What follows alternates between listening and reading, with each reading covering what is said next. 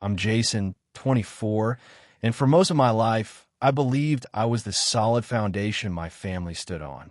But what I eventually discovered was that I was just the convenient doormat they piled everything onto. And then, when I finally tried to carve out a life of my own father delivered a betrayal so shocking. It forced me to confront a terrifying truth. Sometimes the people you love the most are capable of the deepest cuts. Growing up with my two younger brothers, Dylan, 22, and Connor, 19, I was always the designated example setter. My dad would trot out that line like it was some kind of honor. You're the oldest, Jason. That means you lead by example.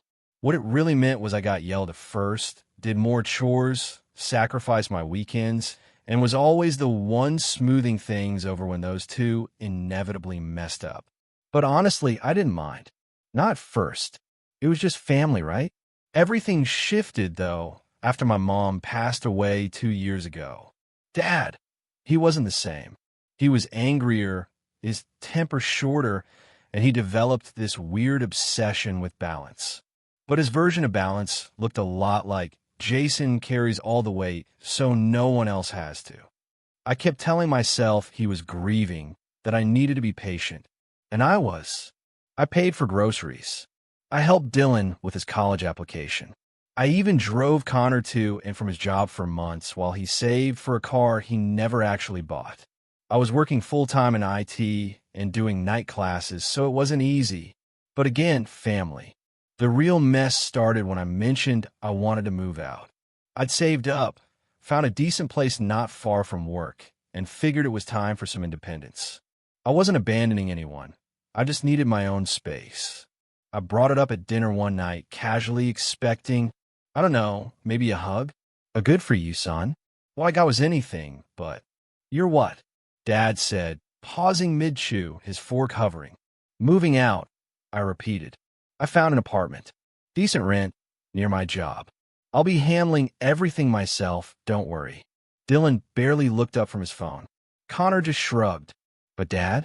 He looked like I just told him I'd sold the house out from under him. You're not going anywhere, he declared. Dad, I'm 24. I'll only be 15 minutes away. He dropped his fork, leaning back with a sigh. And who's going to help out around here when you're gone? There it was. Not we'll miss you. Not good for you. Just pure, unfiltered expectation. I've been helping for years, I said, try to keep my voice steady. You still have Dylan and Connor. Don't compare yourself to them, he snapped. They're not ready. You are. I didn't say it aloud, but the thought screamed in my head. Maybe they're not ready because you never expected anything from them. The conversation spiraled. Every time I brought up moving, he found a new reason it was selfish, bad timing, or disrespectful to your mother's memory. That last one stung deep, so I backed off for a few weeks. But the resentment? It built quietly, patiently inside me. What finally pushed me over the edge was the rent conversation. We were all in the living room. Bills had come in, and Dad was grumbling about rising costs, how none of us appreciated how hard he worked. I stayed quiet until he finally turned to me. I think it's only fair, he said, that you start contributing more. I blinked. I already cover half the utilities and part of the groceries. Your brothers don't earn what you do, he said. You've got a full-time job. It's only right you pay more. How much more? 50% more. I laughed. Not the amused kind, more the shocked, disbelieving kind. Did you seriously just say that? You're raising my share by 50%? Just mine. He nodded, as if it were the most reasonable request in the world. It's only fair. Why is it fair to punish me for being responsible? My voice was rising. You're not being punished. You're helping. I stood up. I've been helping for years. But I'm not going to bankroll this house just because Dylan won't get a job and Connor spends more time gaming than studying. He gave me that look. That disappointed fatherly stare that used to make me crumple. But this time, I didn't flinch. I'm not paying that, I said. I'll pass. He scoffed. You don't get to just opt out, Jason. That's not how this works. I pulled out my phone, opened the Photos app, and held it up. A nice shot of my new apartment. clean, unfurnished, and most importantly, empty. I already signed the lease. His jaw clenched. You made this decision without us. I made this decision for me. I moved out 2 days later. At first, it was eerily quiet. I kept waiting for someone to call, accuse me of betraying the family, or beg me to come back. But they didn't. Instead, I got passive-aggressive texts. Water bills higher without your help. Connor's job interview fell through. Dylan's car broke down, but I guess I'll Uber since you're not around. I ignored them, and honestly, it felt good. My apartment was tiny, but it was mine. I set my own schedule, cooked my own meals, and for the first time in years, I didn't feel like someone's default backup plan.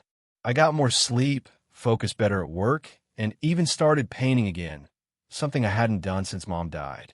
But 3 months later, just when I thought the dust had settled, the text started changing. Hey, can you come by? Lights are acting up. Any chance you could help out this month? Money's tight.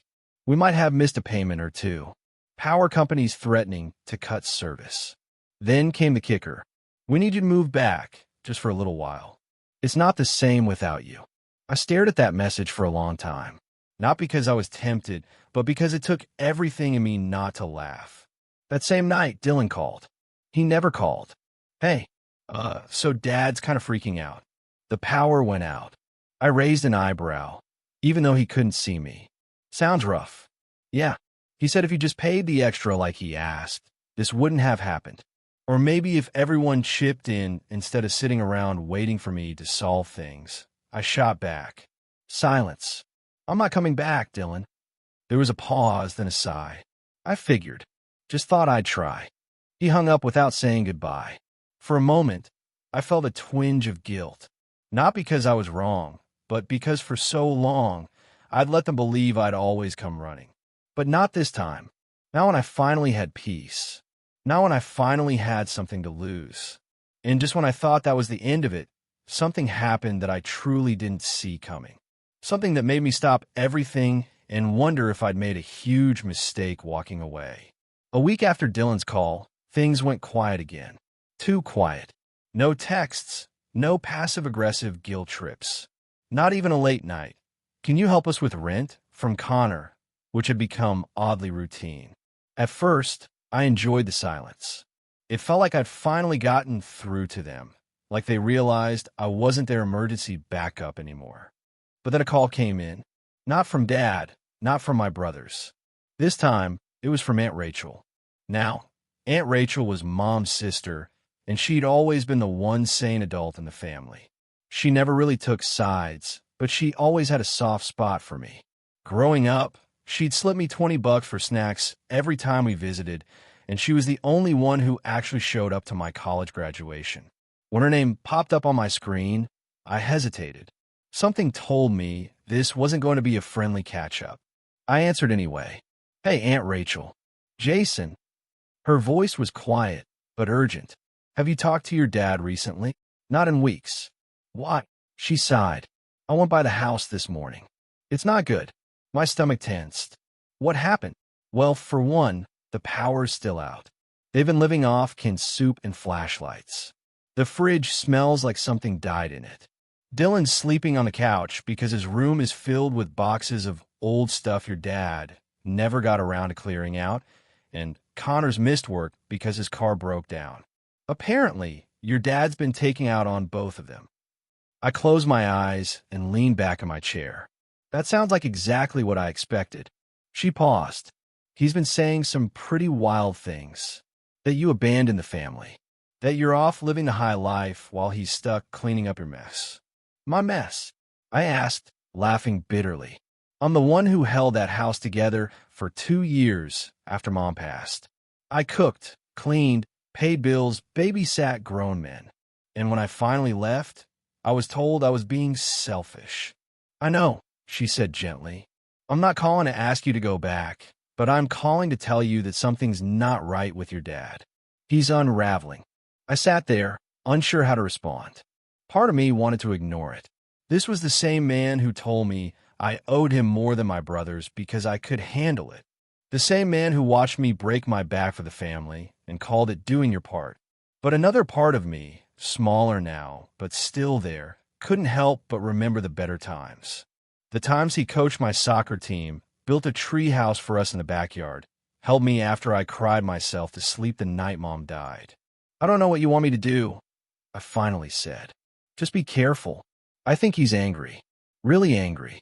But he's not angry at you. He's angry that you proved him wrong. I thanked her for the call, promised to stay safe, and hung up. But her words echoed in my head for days. He's angry that you proved him wrong. That one hit deep because it was true. Dad had built this whole narrative around me, being the reliable one, the fixer, the permanent resident who would always be there no matter how unfair the terms were. And the second I stepped outside that story, it all collapsed. A few days later, I got a knock on my door. It was nearly midnight, and I wasn't expecting anyone. My heart jumped as I approached. I looked through the peephole and felt my stomach drop. It was Connor. He looked wrecked, hair disheveled, eyes puffy, wearing a hoodie that looked like it hadn't been washed in weeks. I hesitated, then unlocked the door and opened it just enough to speak. "Connor." He rubbed his eyes and shifted his weight awkwardly. "Hey, what are you doing here?" It's the middle of the night. I didn't know where else to go.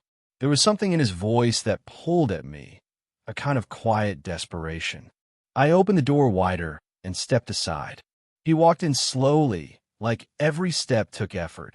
I didn't offer him a drink or a seat. I just stood there, waiting for him to speak. He finally sat down on the edge of my couch and looked up at me. "Dad's lost it, man." I said nothing, just folded my arms and waited. He's yelling all the time. Blames me and Dylan for everything. Keeps saying if you hadn't left, things would be fine. He won't let us touch the savings, even though we need it. Keeps saying we have to learn responsibility the hard way. Dylan bailed 2 nights ago, staying with his girlfriend. I didn't even know he was dating someone. And you came here because I couldn't take it anymore. He stared at the floor. I know I didn't pull my weight. I messed around, took advantage. I get it. But you're the only one who ever actually cared about the rest of us. I thought if I came here, I don't know, maybe you'd talk to him or at least tell me what to do. I was quiet for a long time. Then I sat across from him, elbows on my knees, staring him in the eye. "Do you know what it felt like to be told I owed more just because I didn't mess up as much as you and Dylan?" He nodded slowly. "Do you know how hard it was to leave without feeling like I was abandoning the people I spent years cleaning up after?" I didn't see it then, but I do now. I didn't say anything. He pulled his hoodie tighter. "You think I'm a coward for leaving?" "No," I said. "I think you finally woke up." He let out a shaky breath, like he'd been holding it the whole time. That night, he crashed on my couch. I gave him a blanket and didn't ask questions. I didn't even sleep much. I just sat there in the dark, trying to figure out how things had gotten this bad and whether any of it could still be fixed.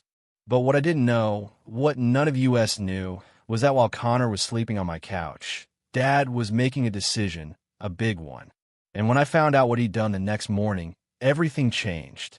The next morning started like any other, except for the fact that I had my younger brother passed out on the couch and 100 questions buzzing in my head. I got up early, quietly made some coffee, and stared out the kitchen window at the city waking up, pretending for just a minute that everything was normal. That I hadn't just heard that my father had gone completely off the rails. That I hadn't just become the reluctant shelter for the sibling who used to roll his eyes every time I asked for help with dishes. But normal was long gone. Connor woke up around 9 o'clock. He sat up, groggy, looked around like he wasn't sure where he was, then rubbed his face. I wasn't dreaming, was I? "Nope," I said, handing him a mug. Still in my apartment. Still power. Still peace. He took the coffee and gave a weak smile. I forgot what that felt like. I didn't respond. I didn't have to. I thought that day would be quiet. Maybe we'd talk. Maybe he'd head out and figure things out on his own. But instead, I got the call that cracked everything wide open. It was from the property management office that handled the house Dad owned. "Hi, is this Jason Adams?" the woman asked. "Yes, this is Jason. I'm calling about the home on Maple Street. Your father listed it for sale this morning." I blinked. I'm sorry, what? He said we should contact you because you want to know. I thought maybe you were part of the ownership. It's unusual for us to get a sale notice like this without the other tenants being made aware. I nearly dropped the phone. Wait, my brothers live there, and it's not a rental. It's our family home. Well, yes, she said gently, but your father is the sole owner on the deed. He came in personally, signed the papers, and said he wanted to get rid of it before the month was over. Cash buyers only. Quick close. Cash buyers. Quick close. That's not a sale. That's a fire escape. I hung up, my heart racing, and turned to Connor, who was sitting up straight now, sensing something was wrong. What is it? I told him, word for word. I watched his face drain as he absorbed it. He's selling the house, he said, voice hollow. Today. Wants it done before the month ends. Connor stood, pacing. He didn't say anything. Not one word. He just kept going on about how I had let the family down. How Dylan had abandoned him. He acted like the victim. I clenched my jaw. He wants out. This isn't about teaching you guys a lesson. It's about cutting ties. Connor looked like he was about to be sick. What's going to happen to all our stuff? My computer, Dylan's guitar, Mom's old photo albums. Gone, I said. Unless we do something fast. We spent the rest of the morning calling Dylan, who didn't pick up until the third attempt. He sounded groggy and annoyed, clearly not expecting to hear from either of us. What? He muttered. Dad's selling the house, I said. Pause. What are you talking about? We got the call this morning. He signed the paperwork. If we don't clear our stuff out, it's going to be gone. Another pause. Are you serious? Connor snatched the phone. Yes, Dylan. He didn't even tell us. He just went behind everyone's back. If we don't get over there, it's all gone. I'll be there in an hour, Dylan said, his voice suddenly sharp. Don't touch my amp. We all met at the house that afternoon.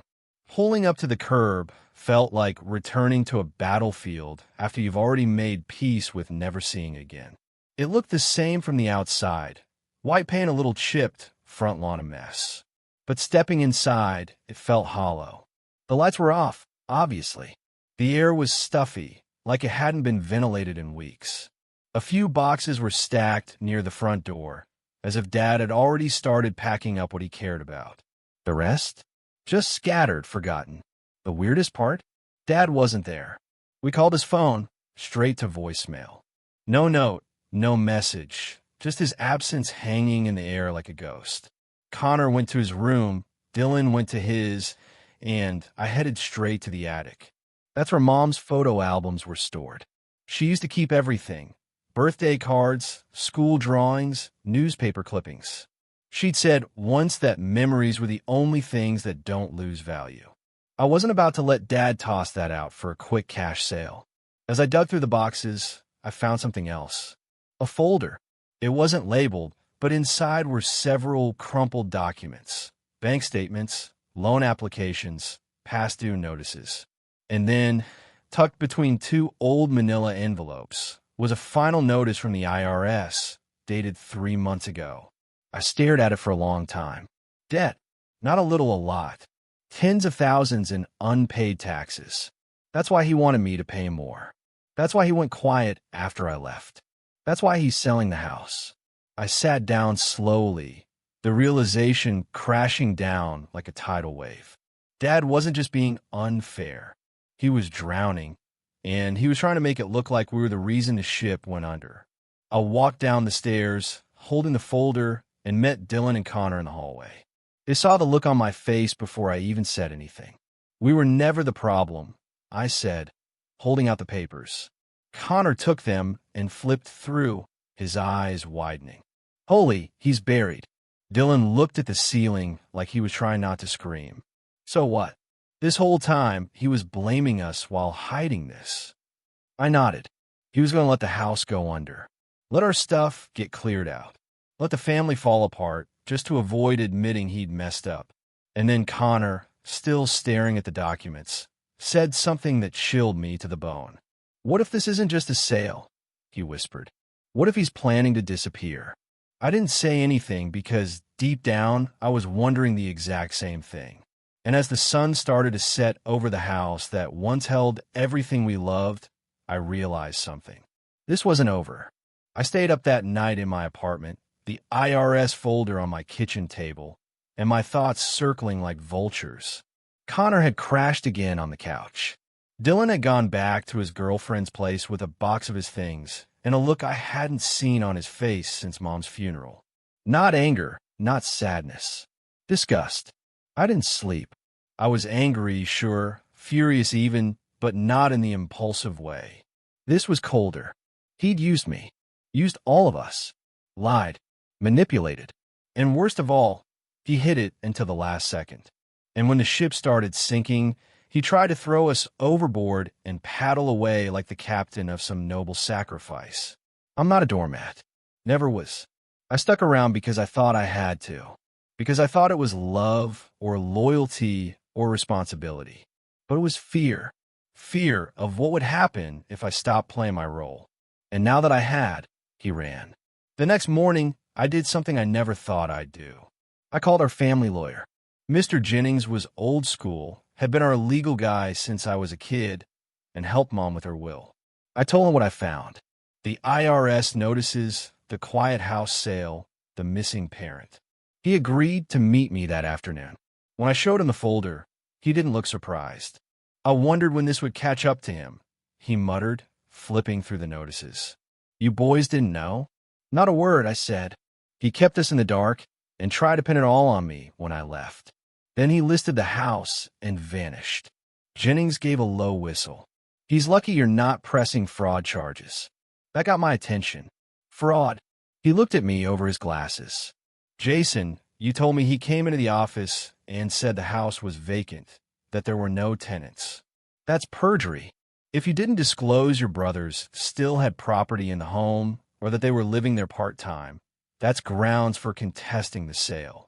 I lean back. So what can we do? I'll file an emergency injunction to freeze the sale. If he sold it under false pretense, we can legally halt the process.